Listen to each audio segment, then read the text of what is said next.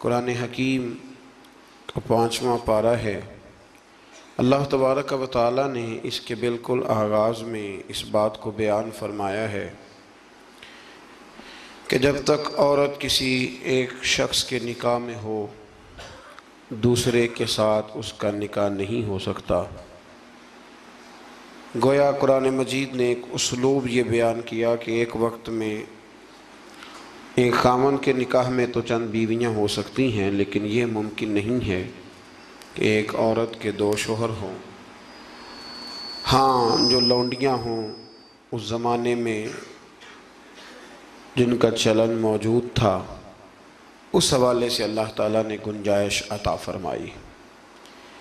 اسی تفصیل کو اہل رکوع کے اندر مختلف انداز میں بیان کیا گیا اور یہ بتلایا گیا کہ اسلام ہر خواہش کو پورا کرنے کے لیے پاک، صاف اور جائز رستہ عطا کرتا ہے۔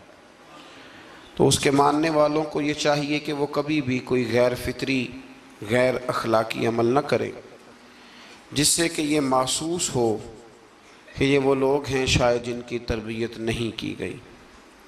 اللہ تبارک و تعالیٰ نے بہت ساری باتیں ارشاد فرمانے کے بعد اسی پارے کی آیت نمبر 28 کے اندر ارشاد فرمایا کہ یرید اللہ ان یخفف عنکم، فرمایا اللہ تعالیٰ چاہتا ہے کہ تم پر پابندیوں کا بوجھ ہلکا کرے۔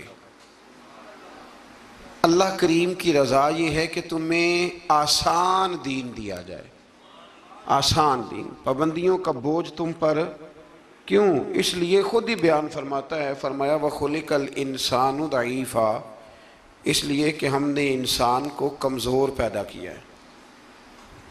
رب فرماتا ہے کہ میں نے چونکہ پیدا کیا ہے تو میں اس کی صلاحیتوں کو جانتا ہوں، تو میں اسے کوئی ایسی شریعت نہیں دوں گا، کوئی ایسا دین نہیں دوں گا۔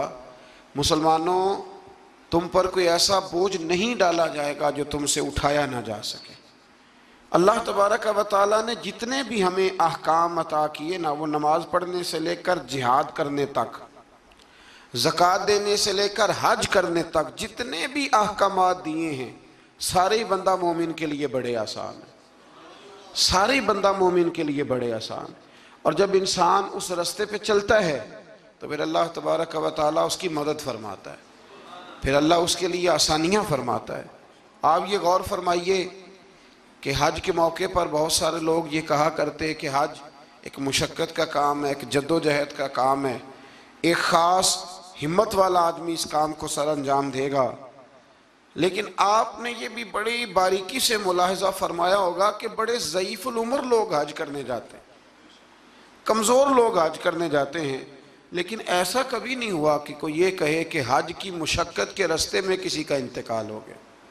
وہ جب بلاتا ہے تو پھر مدد بھی بڑی ہی فرماتا ہے، پھر کرم بھی بڑا ہی فرماتا ہے۔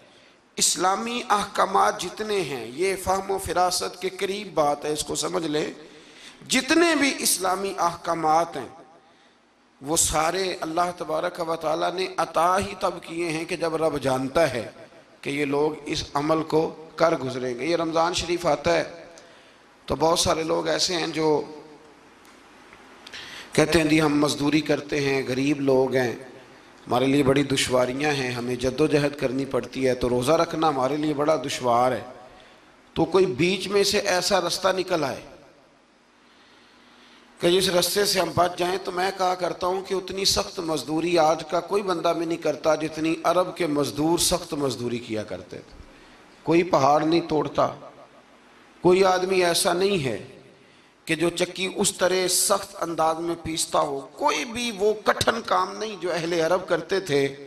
لیکن جناب بلال حبشی نے کبھی کوئی روزہ بھی نہیں چھوڑا۔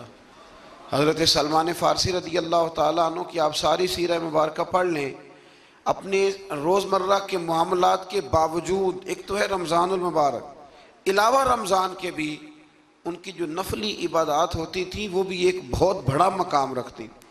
تو بلا وجہ لوگ پریشان ہو جاتے ہیں، اور ہمارے زمانے میں تو کانوں کو ہاتھ لگا لگا کے لوگ کہتے ہیں کہ او ہو معاذ اللہ جی بڑا مشکل ہے دین پہ عمل کرنا، بڑا مشکل ہے۔ وجہ صرف اتنی ہے کہ کوشش نہیں کرتے، توجہ نہیں کرتے، جس کو یہ اپنے لیے آسان سمجھ رہے ہوتے ہیں وہ کام ان کے لیے مشکل ہوتا ہے، اور جو چیزیں اللہ نے آسان کر دی ہیں وہ بہرحال آسان ہوتی ہیں۔ پھر تھوڑا آگے جائیں گے تو اللہ کریم نے اسی پارے میں ارشاد فرمایا کہ ایک دوسرے کا مال ناجائز طریقے سے نہ کھاؤ، ہاں تجارت کرو باہمی رضامندی کے ساتھ، ایک دوسرے کے ساتھ لین دین کرو تو اچھے طریقے سے کرو، ناجائز طریقے سے کسی کا مال نہ کھاؤ۔ اس کی تفسیر میں ایک حدیث ہے مسند امام احمد بن حنبل میں، نبی کریم صلی اللہ علیہ وسلم نے فرمایا کہ جس شخص نے ناجائز طریقے سے مال کمایا ہے نا، یہ اسی کا تھا، اسی کا نصیب تھا، جس نے کما لیا اسی کا تھا، لیکن حضور فرمانے لگے اس نے جلدی کی ہے، اگر یہ تھوڑا انتظار کرتا تو اللہ یہی مال اسے جائز طریقے سے عطا فرما دیتا۔ اس نے جلد بازی کا مظاہرہ کیا ہے، غلط طریقہ اختیار کیا اس کو حاصل کرنے کا، اس نے اچھا نہیں کیا۔ تو ناجائز طریقے سے مال، آپ اندازہ فرما لیں کہ دنیا میں کتنے ایسے لوگ ہیں، کتنے کہ جو کہتے ہیں کہ ہم زندہ بھی دوسروں کے مال پہ ہیں، ہمارے پاس جو بنیادی رقم ہے تجارت کرنے کے لیے وہ بھی لوگوں کی ہے۔ لوگ چاہتے ہیں کہ دوسروں کے مال پر وہ اپنا قد اونچا کریں، اللہ تبارک و تعالیٰ نے اس بات سے سختی کے ساتھ منع فرما دیا۔ آیت نمبر 31 کے اندر اللہ تبارک و تعالیٰ نے ارشاد فرمایا کہ بڑے گناہوں سے بچنا، کبیرہ گناہوں سے بچنا، جو چھوٹے گناہ ہوں گے وہ تو اللہ اپنے فضل سے معاف فرما دے گا، لیکن تم کبیرہ گناہوں سے بچنا۔ کبیرہ گناہ کون سے ہیں؟ قتل سے بچنا، بہتان ترازی سے، پاک باز لوگوں پر بہتان لگانا کبیرہ گناہ، کبیرہ گناہ، قتل کبیرہ گناہ ہے، اور بہتان ترازی حدیث صحیح میں موجود ہے۔ ہمیں بالکل نہیں پتہ ہوتا کہ سامنے والے کے معاملات کیا ہے، لیکن ہم بہتان لگا دیتے ہیں، اور شریعت کے اندر باقاعدہ اس کی حد رکھی گئی ہے، کوڑوں کی سزا رکھی گئی ہے۔ جب تک آپ کو تحقیق نہ ہو جائے، میرے نبی کریم علیہ السلام نے فرمایا کسی شخص کے جھوٹا ہونے کے لیے اتنا ہی کافی ہے کہ سنی سنائی بات آگے بیان کر دیتا ہے، یہ جھوٹا ہے، اس کو چاہیے تھا اس کی تحقیق کرتا۔ اسی طریقے سے یتیم کا مال کھا جانا، یہ رمضان شریف آئے گا تو بڑے سارے لوگ چندہ لینے کے لیے میدانوں میں نکلیں گے، بڑے سارے لوگ یتیموں کا نام لیں گے، بیماروں کا نام لیں گے، کمزوروں کا نام لیں گے، مدارس کا نام لیں گے۔ اللہ سے ڈرنا چاہیے۔ اللہ کریم نے جو میرے اور میرے بچوں کے حصے میں رکھا ہے وہ کوئی دوسرا چھین سکتا نہیں، لیکن انداز غلط اختیار کرنا، اس سے انسان کا نقصان ہوتا ہے۔ کبیرہ گناہوں میں اس کو رکھا گیا۔ اسی طرح زنا کرنا، میدان جہاد سے بھاگ جانا، والدین کی نافرمانی کرنا، یہ سب کبیرہ گناہ ہے، اور اللہ کریم نے آیہ مقدسہ میں ارشاد فرمایا کہ تم کبیرہ گناہوں سے بچ جانا، صغیرہ اللہ اپنے فضل سے معاف کر دے گا۔ صغیرہ گناہ کیسے معاف ہوتے ہیں؟ نبی کریم علیہ السلام نے فرمایا تم فرض نماز کے بعد نا 33 بار سبحان اللہ پڑھو، 33 بار الحمدللہ، اور 34 بار اللہ اکبر پڑھو۔ یا رسول اللہ کیا ملے گا؟ فرمایا تمہارے گناہ اگر سمندر کی جھاگ کے برابر بھی ہوئے تو اللہ اپنے فضل سے معاف فرما دے گا۔ اور فرمایا نماز تسبیح زندگی میں ایک دفعہ پڑھ لینا، اگر تمہارے گناہ سمندر کی جھاگ کے برابر ہوئے تو اللہ معاف فرما دے گا۔ بہت سارے ایسے وظائف، بہت سارے ایسے اعمال، لیکن ان سے صغیرہ گناہ معاف ہوتے ہیں، کبیرہ گناہ ان سے معاف نہیں ہوتے۔ تھوڑا سا آگے چلیں گے تو اللہ تبارک و تعالیٰ نے حکم دیا ہے کہ اللہ کی عبادت کرو، لیکن فقط عبادت کر کے اپنے آپ کو مطمئن نہ کرو، بلکہ اس کے ساتھ حقوق بھی ادا کرو۔ وَاعْبُدُوا اللَّهَ وَلَا تُشْرِكُوا بِهِ شَيْئًا، اللہ کی عبادت کرو اور اس کے ساتھ کسی کو شریک نہ ٹھہراؤ، اور اس سے آگے بھی بڑھو۔ وَبِالْوَالِدَيْنِ احسانا، اپنے والدین کے ساتھ احسان کرو۔ یہاں مفسرین نے بیان کیا کہ یہ نہیں کہا گیا کہ والدین پر احسان کرو، والدین کے ساتھ احسان کرو، ان کے ساتھ اچھا رویہ اختیار کرو۔ حضرت قاضی صاحب رحمۃ اللہ نے یہاں ایک جملہ لکھا ہے، بڑا ہی دل کرتا ہے میرا کہ وہ جملہ کہہ دوں۔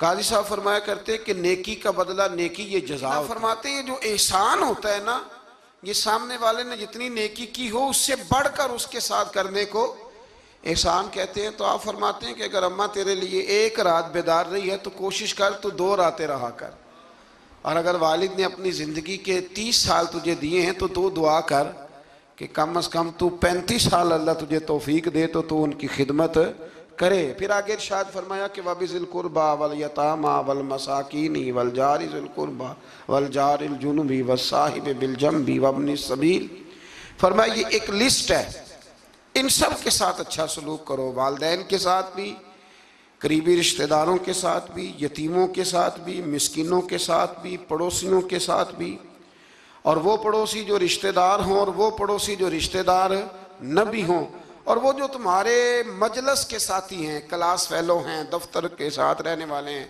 دوست ہیں، کلیگ ہیں، ان کے ساتھ بھی اچھا سلوک کرو، اور مسافروں کے ساتھ بھی اچھا سلوک کرو۔ وَمَا مَلَكَتْ أَيْمَانُكُمْ، اور وہ جو تمہارے قبضے میں ہیں، تمہارے داہنے ہاتھ جن کے مالک ہوئے، یعنی جو تمہارے ملازم ہیں، جو تمہارے غلام ہیں، ان کے ساتھ بھی سلوک۔ اور ہمارا سارا جو غصہ ہے وہ نکلتا ہی ملازموں پہ ہے، سارا غصہ ملازموں پہ نکلتا ہے۔ خدا نہ کرے کوئی ایسا وقت آئے، ورنہ لوگ کیا کرتے ہیں کہ جو غصہ کسی اور کا ہوتا ہے وہ بھی جانے کس عمر میں جائے گی یہ عادت میری، روٹھنا اس سے تو غیروں سے الجھتے پھرنا، یعنی غصہ کسی اور کا اور نکل۔ حضرت صدر الشریعہ رحمۃ اللہ علیہ صاحب بہار شریعت فرمایا کرتے تھے کہ جو ٹیچر ہے نا پڑھاتا ہے، اور جب غصے کی حالت میں ہو تو کلاس میں نہ آیا کرے، ایسا نہ ہو کہ بیگم صاحبہ کا غصہ بھی بچوں پہ نکال کے چلا جائے، وہ کلاس میں نہ آئے، وہ جب اپنے مزاج کو معتدل پائے تو پھر وہ کلاس میں آئے۔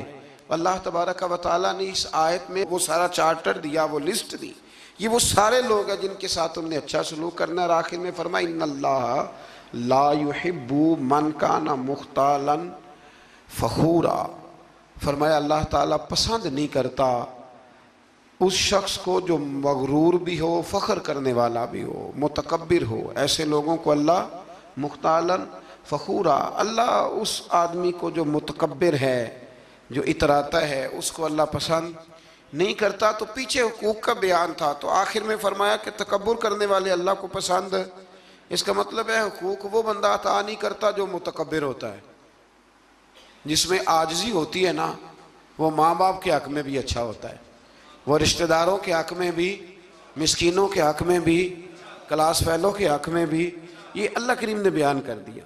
فرمایا جو متکبر ہوتا ہے وہ کسی کے حق میں بھی اچھا نہیں ہے۔ آخر میں تکبر کا ذکر کرنے کا معنی یہ ہے کہ وہ بندہ اگر عاجزی والا ہو تو پھر وہ سارے حقوق صحیح طور پر ادا کر لے گا۔ تھوڑا سا آگے بڑھ کے اسی پارے میں اللہ تبارک و تعالیٰ نے بخل کی، کنجوسی کی مذمت فرمائی۔ فرمایا کچھ لوگ ایسے ہیں جو بخل کرتے ہیں اور دوسروں کو بھی بخل کرنے کا حکم دیتے ہیں، اور جو اللہ نے انہیں اپنے فضل سے دیا اس کو چھپاتے ہیں۔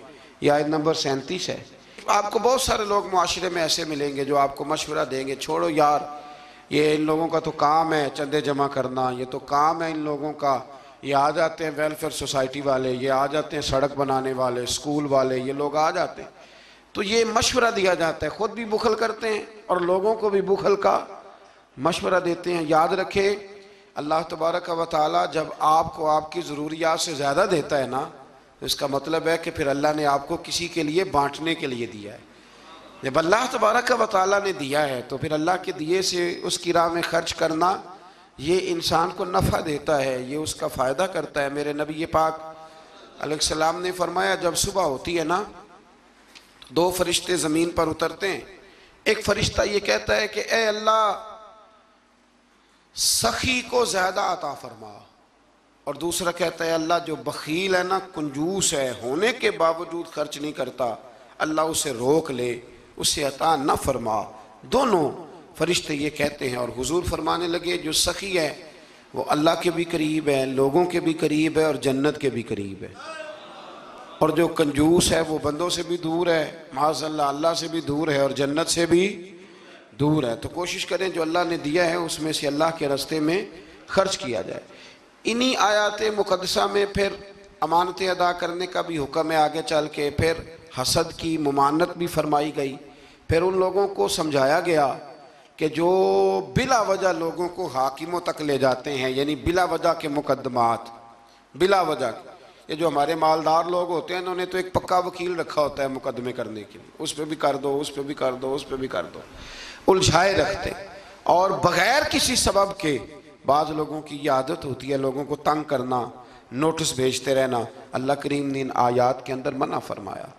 5ویں پارے کی سورہ نساء کی آیت نمبر 64 فرمایا وَمَا أَرْسَلْنَا مِن رَسُولٍ إِلَّا لِيُطَاعَ بِإِذْنِ اللَّهِ، فرمایا ہم نے جو رسول بھی دنیا میں بھیجے اس لیے بھیجے کہ ان کی اطاعت کی جائے، ان کی فرما برداری کی جائے۔ اور آگے ارشاد فرمایا وَلَوْ أَنَّهُمْ إِذْ ظَلَمُوا أَنفُسَهُمْ جَاءُوكَ، محبوب جب یہ لوگ اپنی جانوں پہ ظلم کر بیٹھے تو آپ کی بارگاہ میں حاضر ہو جائیں۔ وَلَوْ أَنَّهُمْ إِذْ ظَلَمُوا أَنفُسَهُمْ جَاءُوكَ، محبوب جب یہ اپنی جانوں پہ ظلم کریں تو آپ کی بارگاہ میں حاضر ہو جائیں۔ ظلم سے مراد جب گناہ کر بیٹھیں پھر کیا کریں؟ فَاسْتَغْفَرُ اللَّهَ، اللہ سے معافی مانگیں، وَاسْتَغْفَرَ لَهُمُ الرَّسُولُ، اور رسول بھی ان کی سفارش کر دیں، لَوَجَدُ اللَّهَ تَوَّابًا رَحِيمًا، تو یہ ضرور اللہ کو توبہ قبول کرنے والا اور رحم کرنے والا پائیں گے۔ تو یہ کون فرما رہا ہے؟ اللہ کریم، کہ جب اپنی جان پہ ظلم کرو تو میرے محبوب کے دروازے پہ آ جاؤ، مجرم ہو تو منہ اشکوں سے دھوتے ہوئے آؤ، آؤ در تواب پہ روتے ہوئے آؤ۔ قرآن میں موجود ہے توبہ کا طریقہ، سرکار کی دہلیز سے ہوتے ہوئے آؤ۔ اب کچھ لوگ یہاں اپنی مرضی کی تشریح بھی کرتے ہیں، کچھ لوگوں کا مزاج بن جاتا ہے، وہ کہتے ہیں جی پہلے تو کہنے لگے کہ اس آیہ مبارکہ کے مفاہیم ہی کچھ اور ہیں، پھر جب امت نے زیادہ بیان کیا تو کہنے لگے یہ حضور کی حیات ظاہرہ تک تھی۔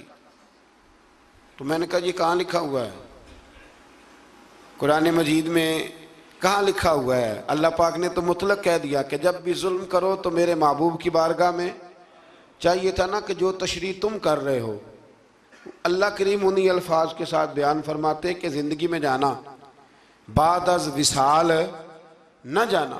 تو جب اللہ کریم نے اس حکم کو مطلق رکھا، مسند امام احمد بن حنبل میں حدیث ہے، خلیفہ عبد الملک بن مروان کہتا ہے کہ میں رات کے وقت نا نبی کریم علیہ السلام کے روضہ اطہر کی طرف نکلا تو میں نے ایک شخص کو نا حضور کی قبر انور پر لیٹے ہوئے دیکھا، اور کس طرح لیٹے تھے کہ اپنے رخسار نبی پاک علیہ السلام کی قبر کے ساتھ وہ رگڑ رہے تھے۔ تو کہتے میں نے ان کو ٹھوکر ماری، میں نے کہا تمہیں پتہ ہے تم کیا کر رہے ہو؟ کہتے جب انہوں نے چہرہ اٹھایا تو میں حیران ہی ہو گیا کہ وہ عام آدمی نہیں، وہ تو حضرت ابو ایوب انصاری ہیں، اور کہنے لگے مجھے پتہ ہے میں کیا کر رہا ہوں، میں کسی بت اور پتھر کے پاس نہیں آیا، میں اپنے رسول کے پاس حاضر ہوا، حضرت ابو ایوب انصاری۔ یہ انداز دیا ہے ہمیں صحابہ نے۔ حضرت مولا کائنات شیر خدا علی المرتضیٰ رضی اللہ تعالیٰ عنہ فرماتے ہیں حضور کے وصال کو تیسرا دن تھا، بڑی تکلیف تھی، بڑا غم تھا، دکھ ابھی تازہ تھا، میں حضور کی قبر انور سے تھوڑے سے فاصلے پر بیٹھا تھا، امام قرطبی نے اس کو لکھا ہے۔ تو کہتے ہیں ایک شخص آیا اور مجھ سے آ کے پوچھتا ہے کہ نبی پاک علیہ السلام کہاں ہیں؟ کہتے چونکہ زخم تازہ تھا، 3 دن گزرے تھے، تو میں رو پڑا، میں نے کہا وہ جو سامنے مزار پر انوار ہے نا قبر اطہر، وہ میرے نبی پاک کی ہے۔ تو کہتے ہیں وہ حضور کی بارگاہ میں آیا اور اس نے مٹی اٹھا کے اپنے سر پہ ڈالی، عرض کرنے لگا یا رسول اللہ صلی اللہ علیہ وسلم، رب فرماتا ہے ظلم کر لو تو میرے محبوب کی بارگاہ میں آؤ، تو میں تو آ گیا ہوں، مجھ سے غلطی ہو گئی، بھول گیا، تو حضور میں آ گیا ہوں، تو آپ نے پردہ کر لیا، میں کدھر جاؤں؟ حضرت علی فرماتے ہیں وہ اس درد سے رویا کہ میں بھی رو پڑا۔ آپ فرماتے ہیں مجھے اللہ کی عزت کی قسم میں نے اپنے کانوں سے سنا، حضور کی قبر انور کے اندر سے آواز آئی، او اعرابی چلا جا، اللہ نے تیرے سارے گناہ معاف فرما دیے۔ مجرم ہو تو منہ اشکوں سے دھوتے ہوئے آؤ، آؤ در تواب پہ روتے ہوئے آؤ۔ قرآن میں مذکور ہے توبہ کا طریقہ، پر سرکار کی دہلیز سے ہوتے ہوئے آؤ۔ اور پھر بالکل متصل اس سے آگے فرمایا فَلَا وَرَبِّكَ لَا يُؤْمِنُونَ حَتَّى يُحَكِّمُوكَ فِي مَا شَجَرَ بَيْنَهُمْ۔ کیا انداز ہے! اور اس انداز کی یہ قرآن مجید میں شاید انفرادی آیت ہو۔ فرمایا محبوب مجھے تیرے رب کی قسم، عجیب انداز ہے نا قسم اٹھانے کا، اے محبوب مجھے تیرے رب کی قسم، یہ انوکھا انداز ہے۔ قرآن مجید کا۔ فرمایا محبوب مجھے تیرے رب کی قسم یہ لوگ اتنی دیر تک مومن نہیں ہو سکتے جب تک اپنی ہر بات میں تیرا فیصلہ قبول نہیں کر لیتے۔ بڑا معروف واقعہ ہے لیکن یہاں اس کا ذکر کرنا بھی بڑا ہی ضروری ہے۔ ایمان اور عقیدے کے لحاظ سے وہ اتنا زرخیز واقعہ ہے، اتنی خوبصورت ٹھنڈک ہے کہ جو دل کو، آنکھوں کو، کلیجے کو سکون دیتا ہے۔ ایک منافق کا اور ایک یہودی کا جھگڑا ہو گیا۔ وہ جو منافق تھا نا وہ کلمہ پڑھتا تھا، منافق کہتے ہیں اس کو ہیں جو اپنی زبان سے کلمہ پڑھے اور اندر اس نے نفاق چھپایا، وہ دونوں کا جھگڑا ہو گیا۔ نبی کریم علیہ السلام کی بارگاہ میں حاضر ہوئے تو حضور نے فیصلہ یہودی کے حق میں دیا، کلمہ گو کے حق میں نہیں دیا، اس منافق کے حق میں۔ وہ نہ کہنے لگا جی میں تو فیصلہ حضرت عمر سے کراؤں گا۔ وہ حضرت عمر فاروق کے پاس گئے اور جا کر کے کہا کہ یہ ہمارا معاملہ ہے تو فیصلہ کر دے۔ جناب عمر بات سننے لگے تھے کہ وہ یہودی بولا، کہنے لگا عمر ایک بات کا لحاظ کر لینا کہ نبی کریم کی بارگاہ میں یہ بات پہلے سے طے ہو چکی ہے اور حضور نے میرے حق میں فیصلہ دے دیا ہے، پر یہ کلمہ پڑھ کے کہتا ہے کہ میں نے عمر سے فیصلہ کرانا ہے، میں معاذ اللہ حضور کے فیصلے کو نہیں مانتا۔ جناب عمر فرمانے لگے بیٹھو پھر میں ابھی آیا۔ حضرت عمر اندر تشریف لے گئے اور تلوار لائے اور تلوار اٹھاتے ہی اس منافق کی گردن اتار دی۔ فرمایا جو میرے نبی کا فیصلہ نہ مانے عمر کی تلوار اس کا فیصلہ کر دیا کرتی ہے۔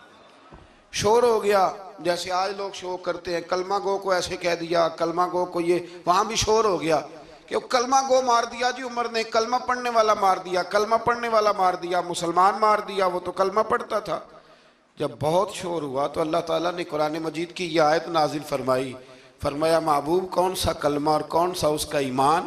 ایمان تو تب مکمل ہوگا جب تیرے فیصلے قبول کرے گی۔ کلمہ پڑھنے سے تھوڑی ایمان مکمل ہوگا جب تک تیرا فیصلہ ہی قبول نہیں کرتے۔ تو جس کا رب ہی ایمان قبول نہ کرے، لوگوں کو کیا ضرورت ہے شور کرنے کی کہ بڑا ایمان والا ہے؟ اللہ ہی جس کا ایمان قبول نہ کرے۔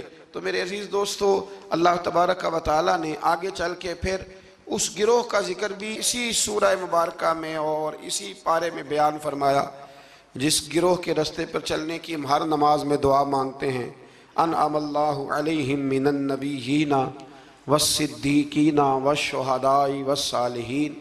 فرمایا وہ جو تم ہر نماز میں کہتے ہو نا صراط الذین انعمت علیہم، تو انعام یافتہ لوگ اس سورہ مبارکہ نے آیت نمبر 69 میں بیان کیے۔ فرمایا وہ انبیاء ہیں، صدیقین ہیں، شہداء ہیں، صالحین ہیں، اور انداز دیکھیے کتنا شاندار ہے قرآن کا۔ فرمایا وَحَسُنَ أُولَئِكَ رَفِيقًا، فرمایا یہ کتنے اچھے ساتھی ہیں، وَحَسُنَ کتنے حسین دوست ہیں، یہ ان سے دوستی کرو، ان سے دوستی، یہ بڑے حسین لوگ ہیں، بڑے حسین انبیاء، صدیقین، شہداء اور صالحین۔ تو اللہ تبارک و تعالیٰ نے پھر طاغوت کے رستے پر چلنے سے منع فرمایا اور اپنے رستے پر چلنے کا حکم دیا۔ ایک آیہ کریمہ اور پڑھتا ہوں اور بات کو سمیٹتے ہیں۔ اسی قرآن مجید کی سورہ نساء میں اسی پارے میں آیت نمبر 82 میں اللہ کریم نے قرآن کی، اسلام کی اور دین کی ایک اور صداقت کو بیان کیا۔ فرمایا افلا یتدبرون القرآن، کیا یہ لوگ قرآن میں غور نہیں کرتے، تدبر نہیں کرتے، توجہ نہیں کرتے قرآن میں؟ فرمایا وَلَوْ كَانَ مِنْ عِنْدِ غَيْرِ اللَّهِ، اگر یہ اللہ کے علاوہ کسی اور کی طرف سے ہوتا لَوَجَدُوا فِيهِ اختلافاً كَثِيرًا، تو یہ اس میں بڑا سخت اختلاف پاتے، یہ اس میں پاتے کہ بہت ساری جگہوں پہ متضاد باتیں ہیں، کہیں کچھ کہا جا رہا ہے اور کہیں کچھ کہا جا رہا ہے۔ قرآن مجید ایک دم نہیں آیا، جو کتاب ایک دم لکھی جاتی ہے نا اس میں اختلاف نہیں ہوتا، 23 سالوں میں آیا ہے۔ لیکن جو بات پہلے دن بیان ہو رہی تھی غار حرا میں، آخری دن حجت الوداع میں بھی وہی بات بیان ہو رہی ہے، تو سمجھ لیں کہ جب 23 سالوں کے اندر ایک جملے کا، ایک فکرے کا تضاد قرآن میں نہیں آیا تو پھر یہ کسی غیر کا کلام نہیں، یہ اللہ ہی کا کلام ہے۔ تو قرآن مجید میں الحمد سے لے کر والناس تک کسی بات میں کوئی تضاد نہیں۔ آج بھی کئی کتابیں بڑے بڑے زبردست لوگ لکھتے ہیں، بڑے بڑے اچھے ادیب لکھتے ہیں، بڑے بہترین صاف ستھرے قلم والے لوگ جن کو شستہ لکھنا آتا ہے، صاف ستھرا لکھتے ہیں، شعر و شاعری سے ان کا اچھا شغف ہوتا ہے، لیکن ان کے نظریے کی کئی دفعہ سمجھ نہیں آتی، پہلے صفحے پہ کچھ اور کہہ رہے ہوتے ہیں، بیچ میں جا کے وہ لفظوں کا ہیر پھیر تو ٹھیک ہوتا ہے لیکن جملوں کی کوئی ترتیب نہیں ہوتی۔ بڑے بڑے عمدہ لوگ آپ کو ملیں گے کہ ان کی باتوں میں تضاد ہوتا ہے، گفتگو کے اندر بہت ساری چیزیں آپ کو ایسی مل جاتی ہیں، کیونکہ کمزور ہے نا، انسان ہے، انسان کبھی کچھ کہتا ہے اور کبھی کچھ کہتا ہے، اس لیے انسان کی اور رب کریم کی تخلیق اور گفتگو میں بڑا فرق ہے۔ حضرت حکیم الامت مفتی احمد یار خان صاحب نعیمی رحمۃ اللہ علیہ نے یہاں ایک بات بڑی شاندار بیان فرمائی۔ آپ فرماتے ہیں کہ انسان نے ٹرین تو بنا لی ہے پر کوئی انسان چیونٹی نہیں بنا سکا۔ ٹرین بڑی ہوتی ہے نا، بلکہ بہت بڑی ہوتی ہے، اور چیونٹی اس کے مقابلے میں چھوٹی ہوتی ہے، تو فرماتے ہیں کہ ٹرین بنا لی ہے پر آج تک کوئی بندہ چیونٹی، فرمانے لگے بڑے بڑے اس نے بلب بنا لیے، لائٹیں بنا لی، بڑا کچھ کر لیا، پر جگنو بنا سکا؟ جگنو بڑا چھوٹا ہوتا ہے، تو اس نے بڑا کچھ بنا لیا ہے پر جگنو نہیں بنا سکا۔ تو سمجھ میں یہ بات آتی ہے، شعور میں یہ بات بیٹھتی ہے کہ اللہ کی تخلیق صرف اللہ ہی کی ہے۔ کسی بندے کی تخلیق، حالانکہ وہ بھی اللہ کی دی ہوئی عقل سے کچھ تخلیق کرتا ہے، اگر کرتا ہے اللہ کے دی ہوئی طاقت سے کرتا ہے، لیکن رب کریم کی تخلیق کے قریب بھی کوئی چیز جا سکتی۔ تو اگر ہمیں بندوں کا کلام بڑا فائدہ دیتا ہے، حضرت میاں محمد بخش صاحب رحمۃ اللہ علیہ کا کلام پڑھا جائے، چونکہ ہمیں سمجھ آتی ہے تو اس کا سحر طاری ہو جاتا ہے۔ اسی طریقے سے اگر کوئی اچھا باعمل عالم گفتگو کرے تو دل پہ بات اثر کرتی ہے، اور میرے رسول کریم اگر کلام فرمائیں تو حضرت انس بن مالک فرماتے ہیں حضور گفتگو کرتے تھے قیامت کے بارے میں، تو لگتا تھا اٹھ کے باہر جائیں گے تو قیامت آ جائے گی۔ تو یہ ساری باتیں اگر اثر رکھتی ہیں تو پھر بتائیے اللہ کا قرآن کتنا اثر رکھتا ہے۔ اس میں تدبر کریں، اس میں غور کریں، اس میں فکر کریں، تو انشاءاللہ اللہ تبارک و تعالی بہت سارے راستے آسان کرے گا۔ اللہ سمجھنے کی توفیق عطا فرمائے۔ آخر دعوانا